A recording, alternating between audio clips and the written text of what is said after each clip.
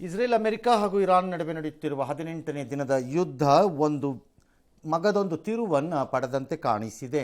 ಎಲ್ಲವೂ ನಿಜವಿದ್ದರೆ ನಿನ್ನೆ ಇಡೀ ರಾತ್ರಿ ಇರಾನ್ ಮೇಲೆ ಇಸ್ರೇಲ್ ಅತ್ಯಂತ ನಿರ್ದಿಷ್ಟವಾದಂತಹ ದಾಳಿಗಳನ್ನು ವ್ಯಾಪಕವಾಗಿ ಮಾಡಿಕೊಂಡು ಬಂತು. ಈ ದಾಳಿಯಲ್ಲಿ ಇರಾನ್ನ ಸೇನಾ ಮುಖ್ಯಸ್ಥ ಖಮೇನಿ ಅತ್ಯಾಪ್ತ, ಆತನ ಸಲಹೆಗಾರ, ದೇಶದ ನಂಬರ್ 2 ಎಂದು ಬಣ್ಣಿಸಲಾಗುವ ನಾಯಕ ಅಲಿ ಲಾರಿಜಾನಿ ಸಾವನ್ನಪ್ಪಿದ್ದಾರೆ ಅಂತ ಇಸ್ರೇಲ್ ಪ್ರಕಟಿಸಿದೆ. ಆದರೆ ಈ ಬಗ್ಗೆ ಇರಾನ್ ಯಾವುದೇ ಅಧಿಕೃತ ಪ್ರತಿಕ್ರಿಯೆಯನ್ನು ಕೊಟ್ಟಿಲ್ಲ ಮತ್ತು ಯಾರೂ ಇದನ್ನು ಇಂಡಿಪೆಂಡೆಂಟ್ ಆಗಿ ಪ್ರತ್ಯೇಕವಾಗಿ ಹೌದು ಅಂತ ದೃಢೀಕರಿಸಿಲ್ಲ.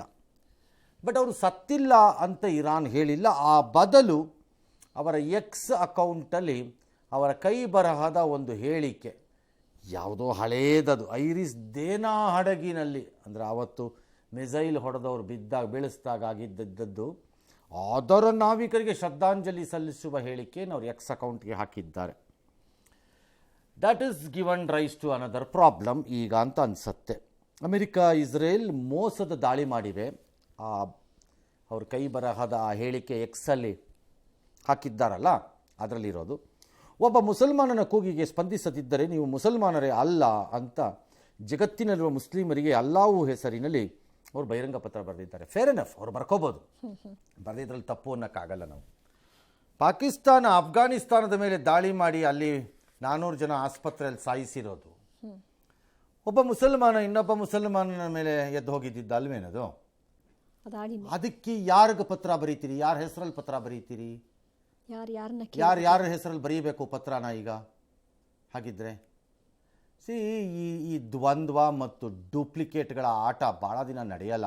ನಾನು ಅದಕ್ಕೆ ಅವತ್ತು ಹೇಳಿದ್ದಿದ್ದು ಒಂದಿನ, ಡೊನಾಲ್ಡ್ ಟ್ರಂಪ್ ಸರಿ ಅಂತ ಹೇಳಲಿಕ್ಕೆ ಯಾರ ಕೈಲೂ ಸಾಧ್ಯವಿಲ್ಲ.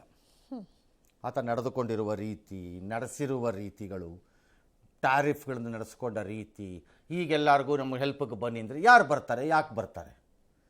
ನಂತರ ಎಲ್ಲ ದೇಶಗಳನ್ನು ಕಾಲು ಕಸದಂತೆ ಜೀತದಾಳುಗಳ ಥರ ನಡೆಸ್ಕೊಳ್ಳೋದು, ಬರೀ ಸುಳ್ಳು ಹೇಳಿಬಿಡೋದು, ನಾನೇ ಏನೋ ಮೇಲಿಂದ ಇಳಿದು ಬಂದಿರುವ ದೇವದೂತ ಅನ್ನೋ ಥರ ಆಡೋದು, ಎಲ್ಲವನಿಗೂ ಗೊತ್ತು ಇವ್ರ ಆಟಗಳು ಏನು ಅಂತ ಅಮೆರಿಕದ. ಆದರೆ ಇರಾನ್ ಕೈಗೆ ಪರಮಾಣು ಅಸ್ತ್ರ ಸಿಕ್ಕಿದ್ದಿದ್ರೆ ಮತ್ತು ಇರಾನ್ ದೊಡ್ಡಣ್ಣನಾಗಲು ಆ ಭೂಭಾಗದಲ್ಲಿ ಅವಕಾಶ ಕೊಟ್ಟುಬಿಟ್ಟಿದ್ದಿದ್ರೆ ಮುಂದೊಂದು ದಿನ ಎಲ್ಲರಿಗೂ ಅದೇ ಭಾಷೆಯಲ್ಲಿ ಹೇಳ್ತೀನಿ ಕೈಮಾ ಮಾಡಿಬಿಡ್ತಿದ್ರು ಅವರು. ಅದೇ ಭಾಷೆಯಲ್ಲೇ ಹೇಳ್ತೀನಿ ಬೇಕಾದ್ರೆ, ಕೈಮಾ ಮಾಡ್ತಿದ್ರು ಅವರು ಎಲ್ಲರಿಗೂ. ಅದಕ್ಕೆ ಪ್ರಾಬ್ಲಮ್ ಆಗ್ತಿರೋದು ಈಗ ಇಲ್ಲಿ. ಈಗ ಇರಾನ್ ಮುಸಲ್ಮಾನನ ಹೆಸರಿನಲ್ಲಿ ಬರೋದೇ ಆದರೆ ಅದೇ ಇರಾನ್ ಬೇರೆ ಕಡೆ ಮಾಡಿದಾಗ, ಹಾಗಾಗಿ ಬರೀತಾರೆ, ಬರೀಲಿ, ಅವ್ರ ಇಷ್ಟ, ಅವ್ರು ಬರೀಬೋದು. ಲಾರಿಜಾನಿ ಬಗ್ಗೆ ಮಾಹಿತಿ ಕೊಟ್ಟವ್ರಿಗೆ $10 ಮಿಲಿಯನ್ ಬಹುಮಾನ ಸಿಕ್ಕತ್ತೆ ಅಂತ ಅಮೆರಿಕ ಹೇಳಿತ್ತು. ಅದಕ್ಕೆ ಇಸ್ರೇಲ್ ಹೇಳಿದೆ, ಅಮೆರಿಕ $10 ಮಿಲಿಯನ್ ತಲೆಗೆ ಬಹುಮಾನ ಕಟ್ಟಿತ್ತದು ಬೆಲೆನ ನಾವು ಫ್ರೀ ಮಾಡಿಕೊಟ್ಟಿದ್ದೀವಿ ಅಂತ ಇಸ್ರೇಲ್ ಹೇಳ್ತಿರೋದು. ಇರಬಹುದು, ಇಲ್ಲದಿರಬಹುದು, ಗೊತ್ತಿಲ್ಲ. IRGCಯ ಅಂದರೆ ಇರಾನಿಯನ್ ಗಾರ್ಡ್ಸ್ ರೆವಲ್ಯೂಷನರಿ ಕೋರ್, ಅದರದ್ದು ಪ್ಯಾರಾಮಿಲಿಟರಿ ಪಡೆ ಬಸಿಜ್ ಫೋರ್ಸ್ನ ಕಮಾಂಡರ್ ಗೋಲಂ ರೇಜಾ ಸುಲೇಮಾನಿನ ಕೂಡ ಹೊಡೆದಾಕ್ಬಿಟ್ಟಿದ್ದೀವಿ ಅಂತ ಇಸ್ರೇಲ್ ಹೇಳಿದೆ. ಈ ಇಸ್ರೇಲ್ ಹೇಳೋದನ್ನ ಇಲ್ಲ ಅಂತ ಹೇಳೋಕ್ಕಾಗಲ್ಲ, ಯಾಕಂದರೆ ಇವರು ಇಲ್ಲಿವರೆಗೂ ಹೇಳಿರೋದೆಲ್ಲ ಸರಿ ಇದೆ. ಹೊಡೆದ್ವಿ ಅತ್ಲ ಕಡೆಗೆ ಬಡ್ದಾಕಿದ್ವಿ, ಕಿತ್ತಾಕಿದ್ವಿ, ಬಿಸಾಕಿದ್ವಿ ಅಂತಂದರೆ ಹೌದು, ಕಿತ್ತಾಕಿದ್ದಾರೆ, ಬಿಸಾಕಿರ್ತಾರೆ. ಈ ಮಧ್ಯೆ ನೆತನ್ಯಾಹು ಸಾವಿನ ಬಗ್ಗೆ ಸಾಮಾಜಿಕ ಜಾಲತಾಣದಲ್ಲಿ ಚರ್ಚೆ. ಇದು it's A war of misinformation. ಈಗ ಯುದ್ಧ ಎನ್ನುವುದು ಭಾರತದಲ್ಲಿ, ಪ್ರಪಂಚದಲ್ಲಿ ಎಲ್ಲೇ ಆಗಲಿ, ಬರೀ ಶಸ್ತ್ರಾಸ್ತ್ರಗಳೊಂದಿಗೆ ನಡೆಯುವುದಿಲ್ಲ. ಮಾಹಿತಿ ಯುದ್ಧ, ಸುಳ್ಳು ಮಾಹಿತಿ ಯುದ್ಧ, ವಿಪರೀತ ಸುಳ್ಳಾದಂತಹ ವಿಡಿಯೋಗಳ ಯುದ್ಧ. ಫಾರ್ ಎಕ್ಸಾಂಪಲ್, ಇರಾನ್ನ ಪರವಾಗಿ ಅತ್ಯಂತ ಸುಂದರವಾಗಿ ಕಾಣಿಸಬಹುದಾದ ಅವರವ್ರ ದೃಷ್ಟಿನಲ್ಲಿ ಒಂದು 4 ಹೆಣ್ಣು ಮಕ್ಕಳು ಏನು ಆರ್ಮಿ ಫೆಟಿಕ್ಸನ್ನು ಹಾಕ್ಕೊಂಡು, ಟೀ ಶರ್ಟ್ ಹಾಕ್ಕೊಂಡು, ಅದು ಕ್ಯಾಮಫ್ಲೋಜ್ದು ಪ್ಯಾಂಟ್ಗಳೆಲ್ಲ ಹಾಕ್ಕೊಂಡು, ಗನ್ನೆಲ್ಲ ಹಿಂಗೆ ಇಟ್ಕೊಂಡು, ಟಂಗ್ ಅಂತ ಒಳ್ಳೆ ಇವನು ಜೇಮ್ಸ್ ಬಾಂಡ್ ಥರ ಕನ್ನಡಕ ಎಲ್ಲ ಹಾಕ್ಕೊಂಡು ಟಕ ಅಂತ ಎಲ್ಲಿ ಏರ್ಕ್ರಾಫ್ಟ್ ಫೈಟರ್ ಜೆಟ್ಗಳ ಕಡೆಗೆ ಹೋಗಿ ಹೊರಟ್ವಿ ಇರಾನ್ ರಕ್ಷಣೆಗೆ, ಹೊಡೆದು ಬಿಸಾಕ್ಬಿಟ್ಟು ಬಂದಿದ್ದೀವಿ ಅಮೆರಿಕಾನೆಲ್ಲ ಅಂತೆಲ್ಲ ಬುರುಡೆ ಬಿಡೋ ವಿಡಿಯೋಗಳು. ಚಾನ್ಸೇ ಇಲ್ಲ ಅದು ಆ ವಿಡಿಯೋ ಬರೋಕ್ಕೆ. ಇರಾನ್ನಲ್ಲಿ ಆ ಬಂದಂಗೆ, ಆ ಹೆಣ್ಮಗಳು ಬಂದಂಗೆ, ನಾನು 2-3 ಹೆಣ್ಮಕ್ಳು ಬಂದರೆ ಕತ್ತರಿಸಿ ಅಲ್ಲೇ ನೆನೆ ಇದು ಮಾಡಿಬಿಡ್ತಾರೆ ಅಷ್ಟೇ. ಆಮೇಲೆ ಅದು ಓಡುತ್ತೆ. ಪ್ರಪಂಚದಲ್ಲಿ ಜನ ಎಂಥ ಬಾಕ್ರಾಗಳು ಮತ್ತು ಕಚಡಗಳು ಮತ್ತು ಇನ್ನೊಬ್ಬರ ಕಷ್ಟನೋ ಮಜಾನೋ ತಗೊಂಡು ತಾವು ಎಂಜಾಯ್ ಮಾಡೋದು, ಅವ್ರ ಮನೆ ಬುಡಕ್ಕೆ ಬೆಂಕಿ ಬೀಳೋವರೆಗೆ ಆಗೋಗಿದ್ದೀರಿ ಅಂತಂದರೆ, ಅಥವಾ ಸರಿನೋ ತಪ್ಪೋ ಅನ್ನೋದನ್ನು ನೋಡದೆ ಅದಕ್ಕೆಲ್ಲ ಬಲಿ ಬೀಳ್ತಿದ್ದೀರಿ ಅಂದರೆ, ನಿಮ್ಮ ಮನಸ್ಸನ್ನೆಲ್ಲ ತೊಗೊಂಡೋಗಿ ಮೊಬೈಲ್ಗಳ ಒಳಕ್ಕೆ ಅಡ ಇಟ್ಬಿಟ್ಟಿದ್ದೀರಿ. All of you have lost completely thinking ಕೆಪಾಸಿಟೀಸನ್ನು. ಸತ್ಯ ಯಾವುದು ಸುಳ್ಳು ಯಾವುದನ್ನು ಪರಾಮರ್ಶಿಸುವಂತಹ ಶಕ್ತಿಯನ್ನೇ ಕಳ್ಕೊಂಡ್ಬಿಟ್ಟಿದ್ದೀರಿ. ಅದರ ಪರಿಣಾಮ ಇದೂ ಕೂಡ ನೆತನ್ಯಾಹು ಸಾವಿನ ಸುದ್ದಿಯು. ಆದರೆ ಅವರು ಮಾತ್ರ ಅವರ ಸೇನಾ ಮುಖ್ಯಸ್ಥರ ಜೊತೆ ಕೂತ್ಕೊಂಡಿರೋ ಫೋಟೋ ಹಾಕಿದ್ದಾರೆ ಮತ್ತು ಹೇಳಿದ್ದಾರೆ, ನಾವು ಮುಗಿಸಿದ್ದೀವಿ ಇವತ್ತು ಇವನ್ನ ಲಾರಿಜಾನಿನ ಅಂತ. ಸರಿ, ಈ ಹಿಂದೆ ಎಲ್ಲ ಕೇಳ್ತಿದ್ವಿ ನಾವು, ಪ್ರೂಫ್ ಬೇಕು ಅಂದರೆ ಅವ್ನು ಬದುಕಿದ್ದಾನೆ ಅಂತಂದರೆ ಇವತ್ತಿನ ಪೇಪರ್ನ ಅವ್ನ ಕೈಲಿ ಡೇಟ್ ಕೊಟ್ಬಿಟ್ಟು ಕೊಡಪ್ಪ ನೋಡೋಣ ಅಂತಿದ್ವಿ. ಹೀಗೆ ಅದೂ ಹೇಳೋಂಗಿಲ್ಲ, ನಿಮ್ಮದು AI ಆಲ್ಟ್ರೇಷನ್ನು ಫೋಟೋ ಇದಕ್ಕೆ ಫೇಕ್ಗೆ ಅದನ್ನು ಹೇಳೋಂಗಿಲ್ಲ. ಯಾವತ್ತಿನ ಡೇಟ್ ಬೇಕಾದ್ರೂ ಹಾಕ್ಕೊಡ್ಬೋದೇನೋ. ಇನ್ನು ನೆತನ್ಯಾಹು ಆರಾಮವಾಗಿದ್ದಾರೆ ಅಂತ 18 ದಿನ ಇರಾನ್ನ ಟೆಹರಾನ್, ಶಿರಾಜ್, ಟಿಬ್ರೀಸ್ನಲ್ಲಿ ಸೇನಾ ಮೂಲಸೌಕರ್ಯದ ಮೇಲೆ ಇಸ್ರಾಯೇಲ್ ದಾಳಿ ಮಾಡಿದೆ. ಇಸ್ರೇಲ್ನ ಮಿಸೈಲ್ ದಾಳಿಗೆ ಲೆಬನಾನ್ನಲ್ಲಿ ಹೆಜ್ಬುಲ್ಲಾದ ಕೆಲವರೆಲ್ಲ ಸತ್ತಿದ್ದಾರೆ. ಇಸ್ರೇಲ್ನ ದಾಳಿಗೆ ಪ್ರತಿಯಾಗಿ ಇರಾನ್ ಜೆರುಸಲೆಮ್ ಮೇಲೆ ದಾಳಿ ಮಾಡಿದೆ. ಅಲ್ಲದೆ UAE, ಕತಾರ್, ಸೌದಿ ಅರೇಬಿಯಾ ಮೇಲೆ ಮಿಸೈಲ್ ದಾಳಿಯನ್ನು ನಡೆಸಿದೆ. ದುಬೈ, ದೋಹಾ, ಅಬುದಾಬಿಲ್ ಕೂಡ ಒಂದಷ್ಟು ಸ್ಫೋಟಕಗಳ ಸದ್ದಿವತ್ತಾಗಿದೆ.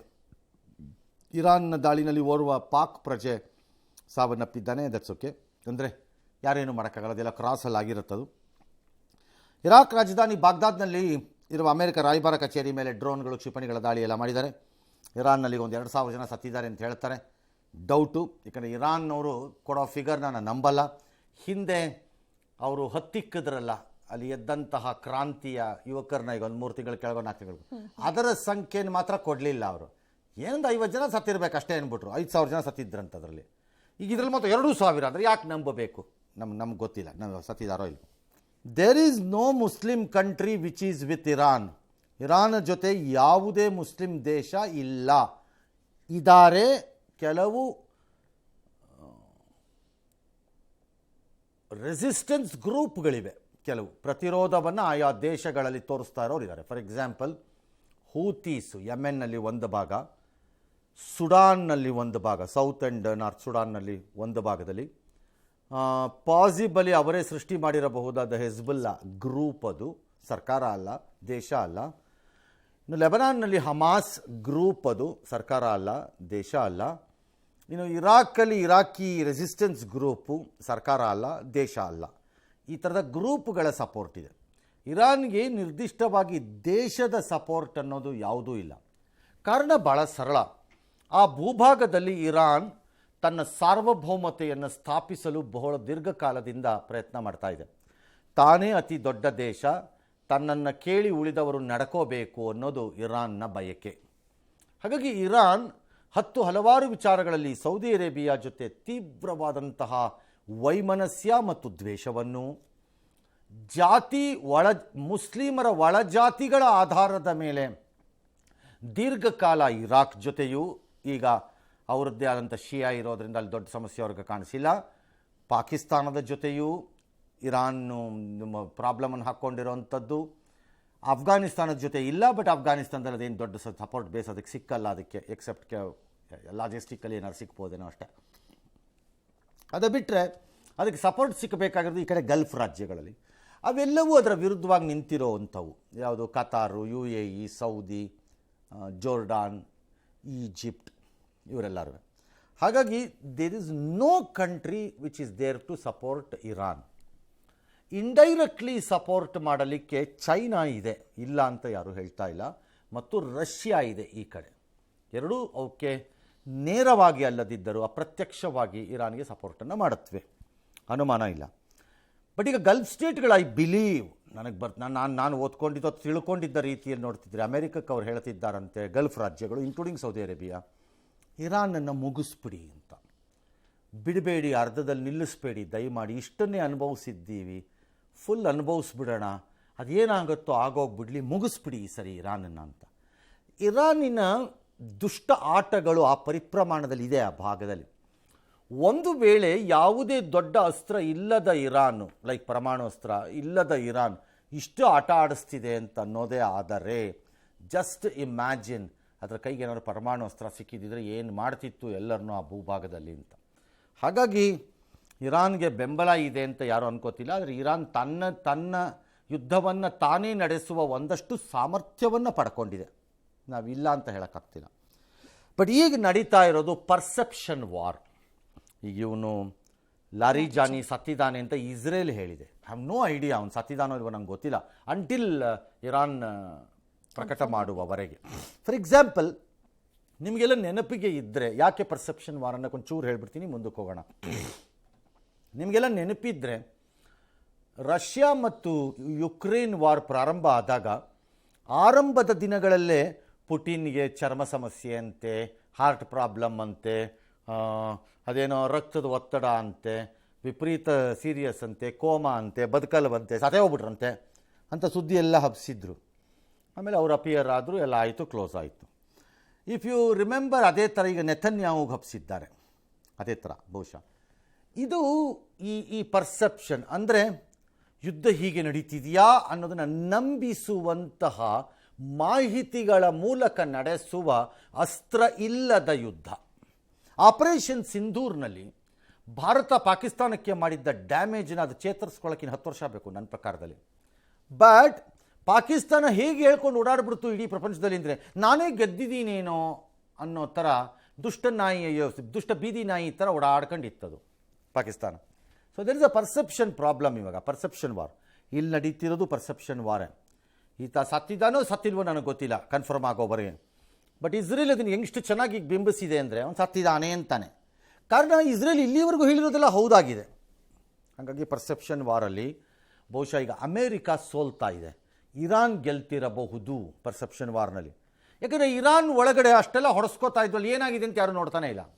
ಇವತ್ತೆಲ್ಲ ಒಂದು ರೇರ್ ವಿಜುವಲ್ಸ್ ಒಂದಷ್ಟನ್ನು ನೋಡಿದೆ, ಆಕ್ಸಿಡೆಂಟಲ್ಲಿ ಅವುಗಳು ಬರ್ತಾಯಿದ್ವು, ನೋಡ್ತಾ ಇದ್ದೆ ಕೂತ್ಕೊಂಡು. ವಿಚ್ ಈಸ್ ಇರಾನ್ನ ಸ್ಪೇಸ್ ರಿಸರ್ಚ್ ಸೆಂಟರ್ ಎಲ್ಲ ನಾಶ ಆಗೋಗಿರೋದು, ಅದೆಲ್ಲ ನೋಡ್ತಾ ಇದ್ದೆ visuals. Which is a rare scene. ಅಂದ್ರಲ್ಲಿ ಏನೋ ಆಗೇ ಇಲ್ವೇನೋ ಅನ್ನೋ ಥರ ಇದೆ, ಎಲ್ಲ ಒಳ್ಳೆ ಆಗಿರೋದೆಲ್ಲ ಇಲ್ಲ ಆಗೋಗಿದೆ ಅನ್ನೋ ಥರ ಇದೆ ಅದು. ಹಾಗಲ್ಲ ಅದು. ಹಾಗಾಗಿ ಪರ್ಸೆಪ್ಷನ್ ವಾರಲ್ಲಿ ಇರಾನ್ ಗೆಲ್ತಾ ಇರೋ ಥರದ ಬಣ್ಣವನ್ನು ಬಳಿತಾ ಇರ್ಬೋದು, ಬಡತಂಗ ಆಗ್ತಾ ಇರಲ್ಲ. ಆ್ಯಂಡ್ ಇರಾನ್ಗೆ ಬಹುದೊಡ್ಡ ಸಪೋರ್ಟು ಎಲ್ಲಿಂದಾನೂ ಸಿಕ್ಕತ್ತೆ. ಮುಸ್ಲಿಮ್ ಅಂತ ಇವ್ರು ಹೇಳ್ಬಿಟ್ಟ ತಕ್ಷಣ ಮುಸ್ಲಿಮ್ ಎಲ್ಲ ಬಂದ್ಬಿಡಬೇಕು ಅನ್ನೋದು ಅಲ್ಲ ಅಂತ ಅನ್ಸತ್ತೆ. ಎಸ್, ಇರಾನ್ ಮೇಲಿನ ಇಸ್ರೇಲ್ ಅಮೆರಿಕ ದಾಳಿ ದಿನೇ ದಿನೇ ಜೋರಾಗ್ತಾ ಇದೆ. ಅಮೆರಿಕ ಅಧ್ಯಕ್ಷ ಟ್ರಂಪ್ ನಡೆಗೆ ತೀವ್ರ ವಿರೋಧ ಕೂಡ ವ್ಯಕ್ತವಾಗ್ತಾ ಇದೆ. ಅಮೆರಿಕದ ಭಯೋತ್ಪಾದಕ ನಿಗ್ರಹ ದಳದ ಜೋಸೆಫ್ ಕೆಂಟ್ ತಮ್ಮ ಸ್ಥಾನಕ್ಕೆ ರಾಜೀನಾಮೆ ಕೊಟ್ಟಿದ್ದಾರೆ. ಇರಾನ್ ಮೇಲಿನ ಯುದ್ಧದ ವಿಚಾರವಾಗಿ ಆಕ್ಷೇಪವನ್ನು ವ್ಯಕ್ತಪಡಿಸಿ ರಾಜೀನಾಮೆ ಕೊಟ್ಟಿದ್ದಾರೆ. ಇರಾನ್ನಿಂದ ಅಮೆರಿಕಕ್ಕೆ ಯಾವುದೇ ಬೆದರಿಕೆ ಇರಲಿಲ್ಲ, ಆದರೆ ಇಸ್ರೇಲ್ ಒತ್ತಡದಿಂದ ಅಮೆರಿಕ ಯುದ್ಧಕ್ಕೆ ಮುಂದಾಯಿತು ಅನ್ನೋದು ಅವರ ದೂರು. ಇನ್ನು ಇರಾನ್ ನಡೆಸ್ತಾ ಇರುವಂತಹ ಪ್ರತಿದಾಳಿಗೆ ಖುದ್ದು ಅಮೆರಿಕ ಅಧ್ಯಕ್ಷ ಡೊನಾಲ್ಡ್ ಟ್ರಂಪ್ ಅಚ್ಚರಿ ಆಘಾತವನ್ನು ವ್ಯಕ್ತಪಡಿಸಿದ್ದಾರೆ. ಕೊಲ್ಲಿ ರಾಷ್ಟ್ರಗಳಲ್ಲಿ ಅಮೆರಿಕದ ಮಿತ್ರ ರಾಷ್ಟ್ರಗಳ ಮೇಲೆ ಇರಾನ್ ದಾಳಿ ಮಾಡಿರುವುದು ನನಗೆ ದಿಗ್ಭ್ರಮೆ ಮೂಡಿಸಿದೆ ಅಂತ ಒಪ್ಪಿಕೊಂಡಿದ್ದಾರೆ.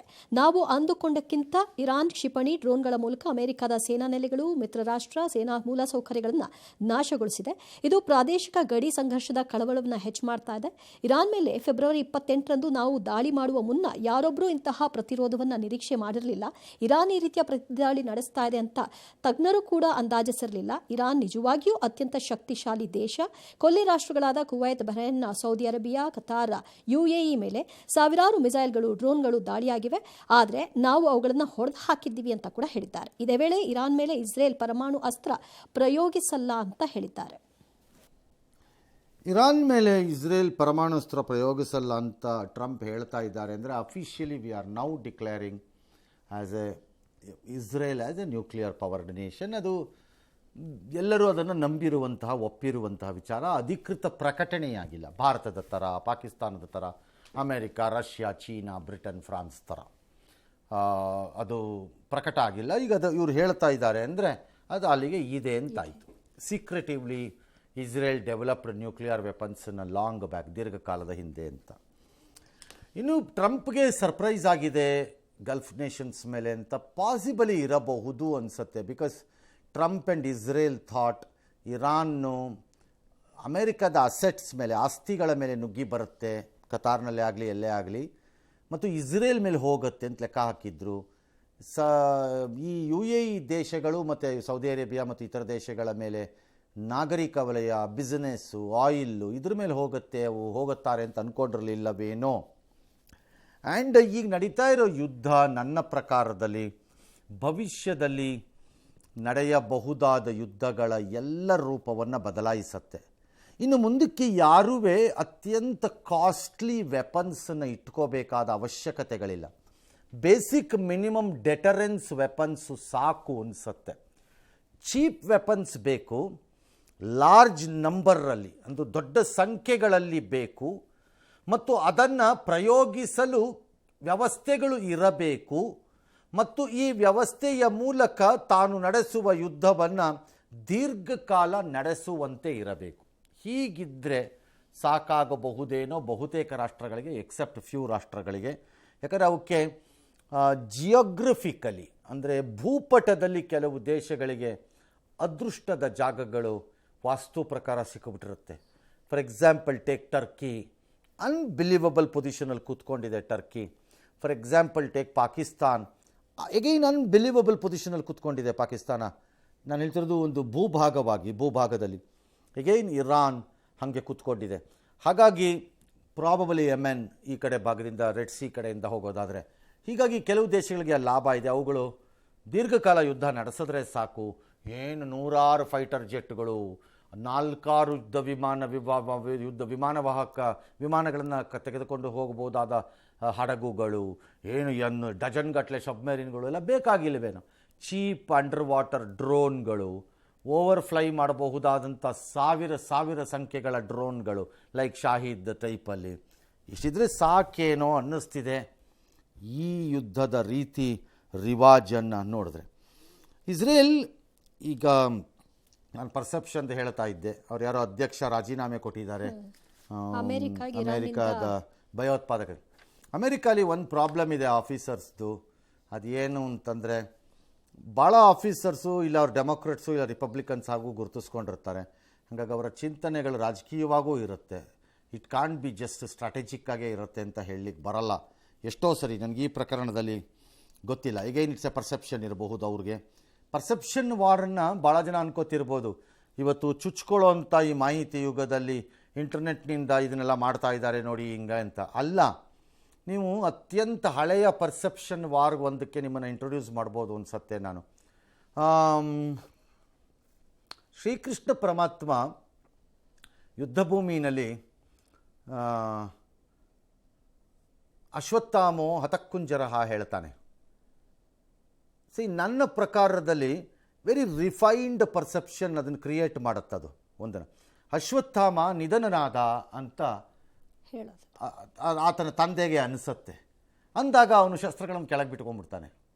ಅಂದರೆ ಒಂದು ಭಾವನೆಯನ್ನು ಮೂಡಿಸುವುದು, ಆ ಮೂಲಕ ವೈರಿಯನ್ನು ವೀಕ್ ಮಾಡುವುದು. ಹಾಗಾಗಿ ನೀವು ಹೇಳಬೇಕು ಅಂದರೆ ಒಂಥರ ಸಟಲ್ಲಾದ ಪರ್ಸೆಪ್ಷನ್ ಅದುವೇ ಅವನು ಅವತ್ತು ಮಾಡಿದ್ದಿದ್ದು. ಅಶ್ವತ್ಥಾಮೋ ಹತಕ್ಕುಂಜರಹ ಅಂದಾಗ ಅವನು ಆ್ಯಕ್ಚುಲಿ ಅಶ್ವತ್ಥಾಮ ಸತ್ತಿದ್ದಾನೆ ಅಂತ ಹೇಳಿರಲಿಲ್ಲ ಅಲ್ಲಿ, ಅದು ಆನೆಗೆ ಹೇಳಿರೋದು. ಆದರೆ ಅದರ ಮೆಸೇಜ್ ಹಂಗೆ ಹೋಯಿತು. ಹಾಗೆ ಇಲ್ಲೂ ಭಾಳ ವಿಚಾರಗಳು ನಿಜವಾಗಿರಲ್ಲ, ಆದರೆ ಅದರ ಮೆಸೇಜ್ ಹಂಗೆ ಹೋಗ್ತಾ ಇರುತ್ತೆ. So that's how wars. ಯಾಕೆಂದರೆ ಹಿಂದಿನ ಕಾಲದಲ್ಲೂ ನೋಡಿ, ಯಾವುದೇ ಪುರಾಣದ ಕಥೆಗಳು ಅಥವಾ ಪುರಾಣದಲ್ಲಿ ಅಥವಾ ನಿಜವಾದ ಯುದ್ಧಗಳಲ್ಲಿ ರಾಜನ ಕಡೆಗೆ ಎದುರುಗಡೆ ಇರೋ ಸೈನ್ಯ ನುಗ್ಗುತ್ತಾ ಇರುತ್ತೆ ಅವನ ಕಡೆಗೆ. ಅವನನ್ನು ಕೆಡವುಬಿಟ್ರೆ ಆಯಿತು ಅಂತ. ಅವನನ್ನು ಕೆಡವುಬಿಟ್ರೆ ರಾಜನನ್ನು, ಅಂದರೆ ಯುದ್ಧವನ್ನು ಮುನ್ನಡೆಸುತ್ತಿರುವ ರಾಜ ಅಥವಾ ಮೋಸ್ಟ್ ಪವರ್ಫುಲ್ ದಂಡನಾಯಕನನ್ನು, ಸೇನಾಧಿಪತಿಯನ್ನು ಮುಗಿಸ್ಬಿಟ್ರೆ ಸೈನ್ಯ ಡಿಮಾರಲೈಸ್ ಆಗಿಬಿಟ್ಟು ಓಡೋಟೋಗ್ಬಿಡುತ್ತೆ ಸೈನ್ಯ. That's exactly what America has tried in Iran. Decapitate ಮಾಡಿದೆ ಕಂಪ್ಲೀಟ್ಲಿ ಟಾಪ್ ಲೀಡರ್ಶಿಪ್ಸನ್ನ, ಇನ್ಕ್ಲೂಡಿಂಗ್ ಲಾರಿಜಾನ್ ಈಗ ಆಗಿದ್ದರೆ. ಸೊ ದಟ್ ಕುಸಿಯುತ್ತೆ ಆ ವ್ಯವಸ್ಥೆ, ಆಡಳಿತ ವ್ಯವಸ್ಥೆ, ಸೈನ್ಯ ವ್ಯವಸ್ಥೆ, ಪೊಲೀಸ್ ವ್ಯವಸ್ಥೆ ಕುಸಿಯುತ್ತೆ ಅನ್ನೋದು ಅವ್ರ ಲೆಕ್ಕಾಚಾರ. ಅಲ್ಲಿ ಇರಾನ್ನಲ್ಲಿ ಆಗ್ತಾ ಇರೋದ್ರಿಂದ ಕುಸಿತಾ ಇಲ್ಲ, ಇನ್ನೂ ಭದ್ರವಾಗಿದೆ. ಬಟ್ ಯಾವಾಗ ಬೇಕಾದ್ರೂ ಕುಸಿಬೋದು ಅದು. ಯು ಜಸ್ಟ್ ಡೋಂಟ್ ನೋ, ಹೇಳಕ್ಕೆ ಬರಲ್ಲ. ಕೆಲವೊಮ್ಮೆ ದಿನ ನಾವು ರಸ್ತೆಯಲ್ಲಿ ಓಡಾಡೋವಾಗಿ ನೋಡ್ತಿರೋಂಥ ಒಂದು ದೊಡ್ಡ ಹೆಮ್ಮರ ಒಂದು ದಿನ ಇದ್ದಕ್ಕಿಂತ ಒಂದು ಸಣ್ಣ ಗಾಳಿ ಬಂದಾಗ ಬಿದೋಗ್ಬಿಡುತ್ತೆ ರೋಡಲ್ಲಿ, ಗೊತ್ತಾಗಲ್ಲ ಅದು ನಮಗೆ. ಹಂಗಾಗಿ ಇದು ಹಾಗೆ ಆಗಬಹುದು, ಆಗದೇನೂ ಇರಬಹುದು. ಇದು ಯುದ್ಧ ಮುಂದುವರಿಸುವ ವಿಚಾರದಲ್ಲಿ ಇರಾನ್ನ ಸರ್ವೋಚ್ಚ ನಾಯಕ ಮೊಸ್ತಫಾ ಖಮೇನಿ ಹೇಳಿದ್ದಾರೆ, ಅವ್ರಿಗೇನು ಅಮೆರಿಕ ಕೇಳಿತ್ತಂತೆ, ಸಾಧ್ಯ ಆದರೆ ಮಾತುಕತೆ ಮಾಡ್ಬೋದಾ ಅಂತ ಥರ್ಡ್ ಪಾರ್ಟಿ ಕಡೆಯಿಂದ ಅವ್ರು ಒಪ್ಪಿಲ್ಲ. ಮಂಡಿ ಊರಬೇಕು ಅಮೇರಿಕ ಇಸ್ರೇಲ್ ಒಂದಿದ್ದಾರೆ, ಅದು ಆಗಲ್ಲ, ಹೋಗಲ್ಲ.